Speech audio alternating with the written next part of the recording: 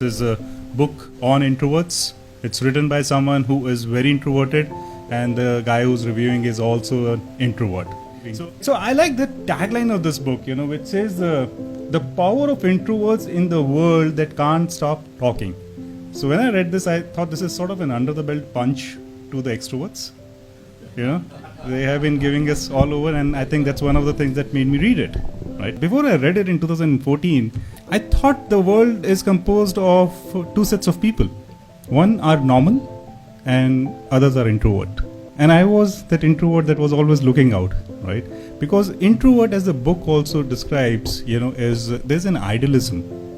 There's an extrovert idealism that is there in the society. So right when we are kids, we have been taught what?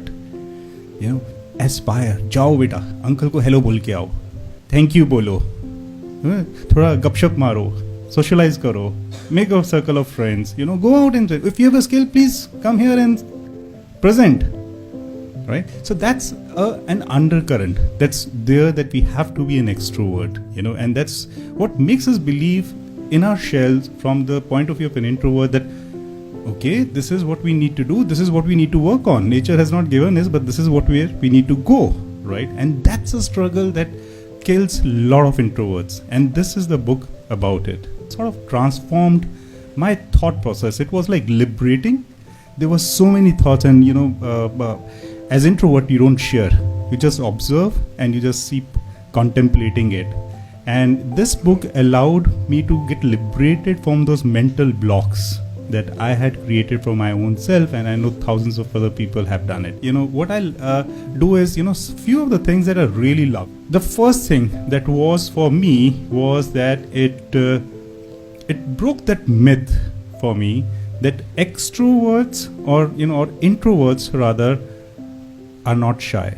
Introvert does not mean shyness. Introvert does not mean underconfidence. Introvert does not mean that someone hates people. Right?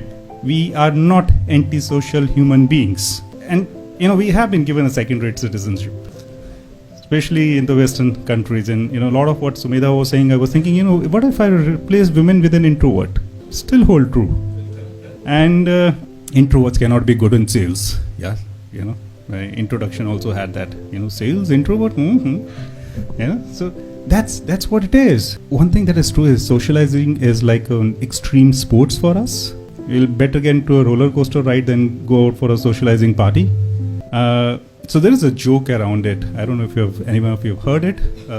Extroverts get ready for a party, and introverts gather strength for the party. Right? So that's how it is. Right? So this is a fundamental, but that does not mean that we don't love people. It's that how many people we like to interact with, as you have rightly said. How many people, we don't draw your energy from people, right? I would have been better at this presentation if there had been a lot of flashlights on my eyes and I couldn't see the audience.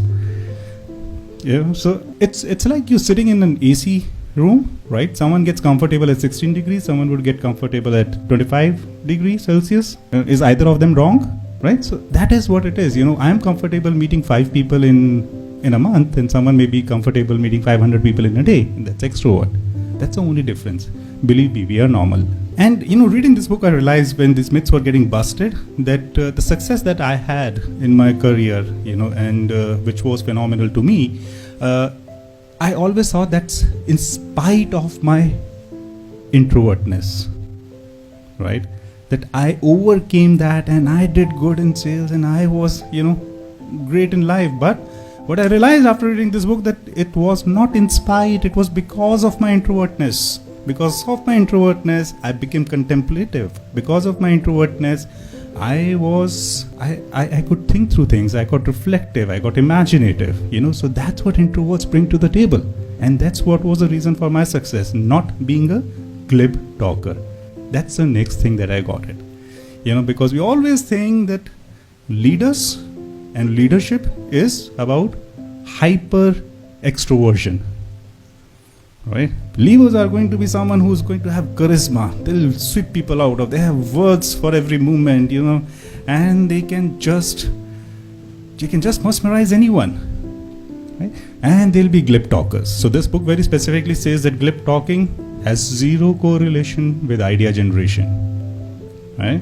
And I felt so good when it mentioned the names of the world leaders who are introverts. We always know people like scientists and writers and authors are introverted people, right? Because you need to go inside. We also know like people like Muhammad or Moses or Buddha or Mahavir would have been introverted people because they need solitude. No one gets enlightened in a teamwork. No one gets enlightened in a cocktail party, right? They have to have their own space for doing that. So leadership, and when I got to know people like Bill Gates, Mark Zuckerberg, Elon Musk, and Warren Buffett, I was like, what? And then you have presidents, Barack Obama, Abraham Lincoln. Now these are the guys who have created legacy. Okay, the only problem with the introverts is that we create legacy, but quietly. This is what we bring to the table in terms of leadership. And I was like, if these guys can be leaders, that means I can be also leader. There's nothing that is going to stop me. And 2014, when I read this book, was also the year when I hung up my corporate boots and started my, business, started my venture. And one of the very important things, I'll take up at last, is introvert does not mean opposite of extrovert. Female is not opposite of male. Light blue color is not opposite of dark blue color. It's a continuum. They're part of the same spectrum. None of us are. The book says either we are not purely introverts or purely extroverts. Okay, we are somewhere in between. Right? What is that degree that we have in us is what makes us different.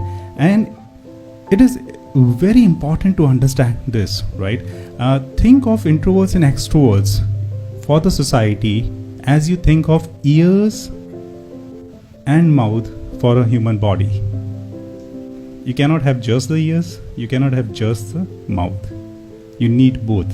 Similarly, we need both introverts and extroverts for a great human society and create the legacy that we want to create. So in the end, I like to sum it up with this quote of Susan Cain, who's again an introvert and who took 10 years to realize that she's an introvert, and she then stepped out of her corporate, being a lawyer, and became a writer. The quote is, figure out what you are meant to contribute to the world. Figure out what you are meant to contribute to the world and make sure you contribute it. In today's context, this is what is going to create the legacy, right? We need to understand where do we lie on the spectrum of introvert and extrovertness, and then be able to choose our life, our careers, according to what we are, not according to someone else's dream. Thank you.